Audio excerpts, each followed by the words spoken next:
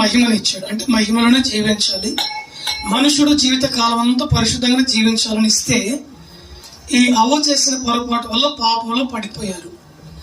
ఆదాము చేసిన పాపము ద్వారా ప్రతి మానవునికి పాపం వచ్చేసింది. ఏమొచ్చింది?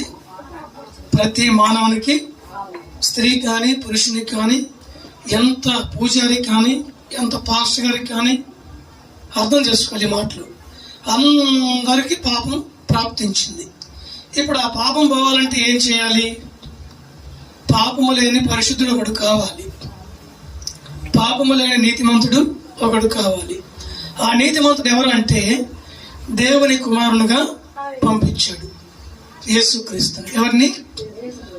ఈ మాట కూడా అర్థం చేసుకోండి. మొట్టమొదటి ఆదాము ద్వారా పాపం వచ్చింది. ఇతను రెండవ ఆదాము అని అదే ఆద్యంలో రాయబడింది. ఈ రెండవ ఆదాము ద్వారా ఇతను మరణించాలి. ఇతని మరణము ద్వారా పాపము కడగబడాలి, నీవు పరిశుద్ధునిగా మార్చబడాలి. ఇదే మార్గం అని వాక్యం అంతా చక్కగా తెలియపరుస్తుంది. అవునా? ఎంతవరకు అర్థమైంది కదా? చనిపోయిన వ్యక్తి ఎలా లేపబడతాడు? ఇప్పుడు మన తాత అనుకుందాం, లేదా ముత్తాత అనుకోండి. మీరు ఉదాహరణ భావించండి. నేను పిల్లోని కదా, ఎంత వయసు వచ్చింది.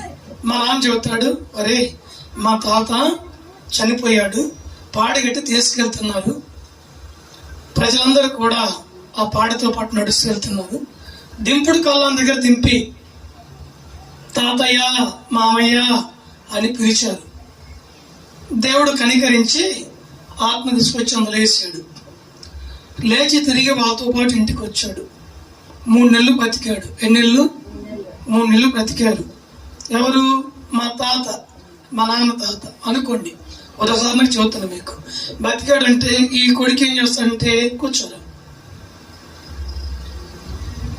కూర్చో, నమ్ముతాడా లేదా? ఇప్పుడు మన తండ్రి చెప్పిన మాట కొడుకు నమ్ముతాడు, ఆయన తండ్రి చెప్పిన మాట ఆయన కొడుకు నమ్ముతాడు. మరి ఎప్పుడైతే కనీసం ఒక మనిషి చనిపోయి తిరిగి 3 నెలలు బ్రతికి మరి మళ్ళీ బతికాడో చచ్చిపోయిన అడుగుతాడు కొడుకు. మళ్ళీ చనిపోయాడా అట్నా అని ఆలోచన కలిగింది. అవునండి? మరి ఇది ఒక తరం కాదు కదా, మీకు కథగా చెప్పాలంటే. అందుకే గ్రంథంలో రాయబడినట్లుగా చెబుతున్నాను.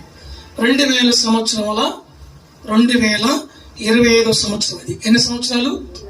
గుర్తుపెట్టుకోండి. మీరు చెప్పుకుంటూ పోతే ఏం అర్థం కాదు మీకు. 2025 సంవత్సరాల కిందటే ఆయన చనిపోయాడు. చనిపోక ముందు క్రీస్తు పూర్వం ఏమంటారండి?